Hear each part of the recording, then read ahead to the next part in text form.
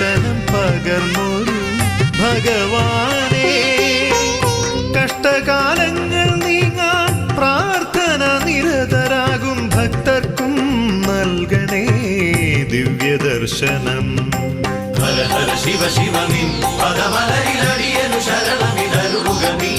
ഹര ഹര ശിവ ശിവ നിൻ പദമലരിലടിയനു ശരണമിതരുളുകമീ. അന്നദാന പ്രഭുവേ നിൻ ആശ്രയം യാചിച്ചുകൊണ്ടഗതികൾ നിന്നാമം ധ്യാനിക്കുന്നു. ഓ ശംഭോ